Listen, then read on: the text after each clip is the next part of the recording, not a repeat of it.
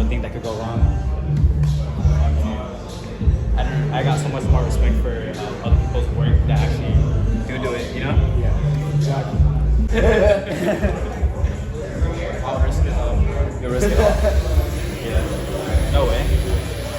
When do you talk to a fresh girl? It's actually all of my class in high school. Okay. Morning, y'all. It's Thursday, June 16th. I start my day off today. Right now, it's 8:57. Oh, the flash is on.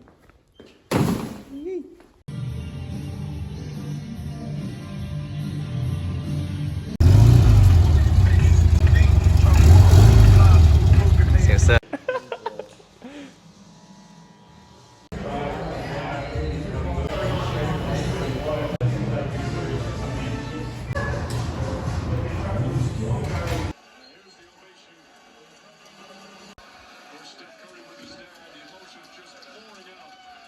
If they rob him, I'm not watching no more. Let's go, Grandpa.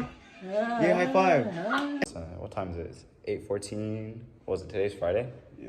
All right, bro. You feel about the Warriors winning, bro? Congrats. Yes, sir. You guys are what, a Chicago fan? Chicago Bulls fan? Bulls. Yeah.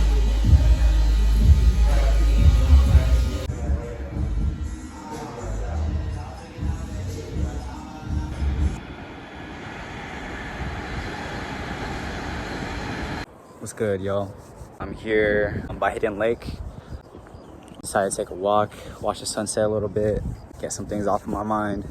I'll be completely real with you guys. You know, it's Friday, Tuesday, Wednesday, Thursday. I haven't documented my numbers at all. That's just because I've been making excuses and haven't been really staying consistent with counting my numbers. I feel like there's just been so much things on my mind, and then I've been trying to just go hella hard, but at the end of the day, I wasn't really staying productive. By the end of the day, I just knock out unintentionally, really. I just go on my bed, sit on my phone for a bit. I didn't realize that I knock out, and then I wake up in the middle of the night. It's like 2 a.m. and realize I didn't eat. I gotta check myself and do better on that. It's not easy, bro. You know, shit takes a toll on me with days and weeks where I don't feel like I'm being productive or I feel like I'm hitting a certain goal. It does get to my head, but I try to tell myself that that's just how life is, you know? Tomorrow's Saturday. Today, I'm gonna catch up on my numbers, get back on track. Well, I'll see y'all tomorrow. Ooh, you suck! What's up, guys? It's Sunday, June 19. Just got back from church, and I just got done with my first client. And I'm just chilling until my next client comes in. It's Father's Day, it's also my mom's birthday. I got 3 more clients for today.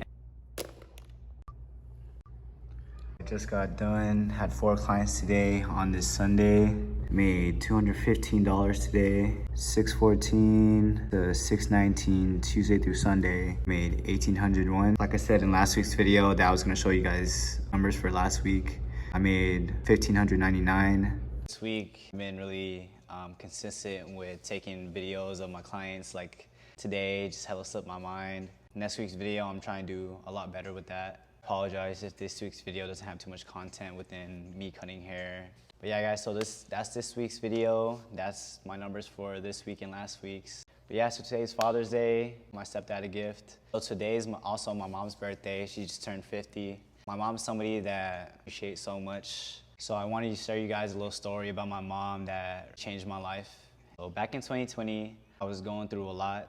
I was really struggling with my autoimmune disease, eczema. I had eczema as a kid, as a baby, but eventually went away. I started drinking around like 19, 20, 21. I was smoking weed a lot, and with weed, I was really smoking backwoods, Dutches, Swishers, and things like that. So I feel like that played a really big part in my autoimmune disease coming back. I would really ignore the signs because I figured like it would just go away. I would just continue drinking and smoking, and at the time I was also vaping nicotine, so I wasn't taking care of my body and things like that. So I wouldn't get like blacked out, all crazy like that, right?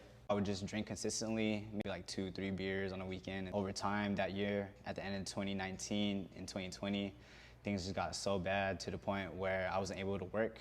After a while, once it started getting a little worse, I would do a lot of research. I noticed that changing your diet played a big role. I had stopped drinking back in 2019 in December. I also stopped vaping around that same time as well. Around that same time, back when COVID had just happened, I had quit dairy, soy, gluten, and sugar.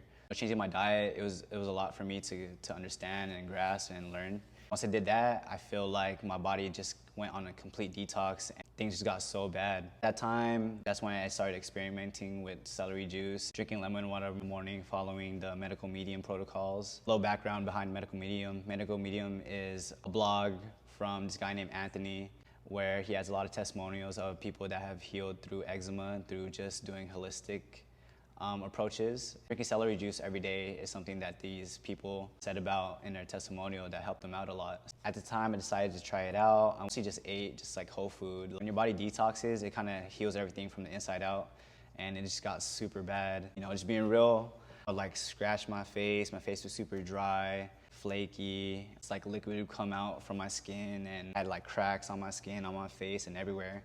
I would look in the mirror, I wouldn't recognize myself because like I would scratch my face and like my eyebrows were just gone, and my scalp, like little hairs and patches in my head. And even taking a bath was super hard just because of the fact that like if I did get into the shower, water felt like acid, and like I remember times where I would just be crying in the shower just because of how much it hurt. Moisturizing my skin, it would just dry up super quick regardless of how much lotion I would put on. I just remember being in my room just crying and just didn't know what to do. That just felt like helpless. I never thought I'd be in that mental state and that physical pain. I remember this moment in July, it was morning time, and there was like this gust of wind, and that gust of wind would just like hella hurt my skin, just because like I had open wounds and open sores. I pushed myself to go to Lucky's to get some celery. I remember going to the produce section. You know, the produce section is really cold. I remember just being in line. I was just in so much agony, simple movements, like even just looking over my shoulder, because I would have like little like cracks in my neck would just like really hurt, and I'd be like really stiff. I remember just being in line at Lucky's and just crying, and I knew at that point I was at my lowest. So I make the celery juice first thing in the morning. I have to do that on an empty stomach along with my lemon water to later on eat after about like 30 minutes after I consume it. I remember going to my room after making my celery juice and just straight bawling. I was just crying, you know? I just didn't know what to do at that point. I felt like everything that I did, from changing my diet, stopping smoking and drinking, that I just felt like everything I did wasn't working. So at that moment, I'd hit rock bottom. I had suicidal thoughts because, you know, I would look in my mirror, I wouldn't recognize myself. I was in so much physical pain. I had bloody sheets. I had flakes all over my room, on my bed, in my car. Like, it was so gross. And I'd be super embarrassed to like see anybody, like my own family, my little brother, my guys at the shop, on FaceTime, on Zoom. Like I don't want to see nobody just because of the fact that I didn't look like myself. I decided to knock on my mom's door. I just told my mom straight up, like, Mom, I don't know what to do with my life anymore. Like, I don't deserve this. Like, I don't deserve this pain. Why am I like this? A little background between me and my mom's relationship. You know, I was always a mama's boy growing up.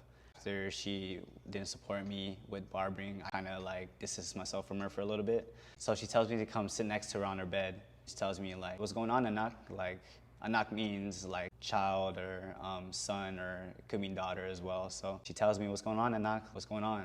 How can I help you through this? I just remember just crying and letting her know how bad I feel, the amount of pain that I'm feeling. I remember her lifting up my pajamas and seeing all the blood and scabs and just dry skin. I remember her just crying like super hard. We both had a moment where we were just both crying. Just put her arm around me, I put her arm around her, and we just like hugged each other for like a cool like minute. So once we stopped crying, she just told me that she wishes that she had my autoimmune disease instead of me, so that I wouldn't have to feel that pain anymore. I told her like, no, Mom, it's okay. You don't have to say that. I just remember her telling me, Anak, don't quit. I'll always be here for you. If you ever need anything, just let me know. From that moment, when she told me to not quit, like something in my head just like snapped. Told myself that I never want to see my mom cry like that again. And know and show her that, nah, like I'm gonna do this for you.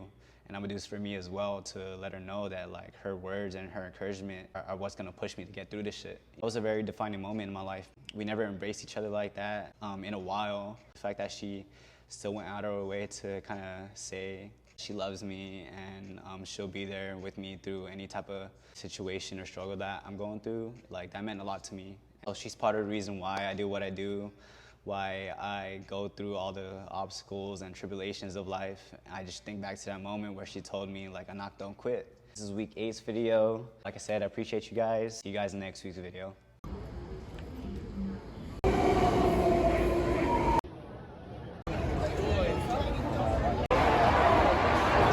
Y'all, we got the Warriors Parade. Up at like 6:30 a.m., just trying to get ready. It's 9:50. Parade starts at 11:20 a.m. and there's hella people right now.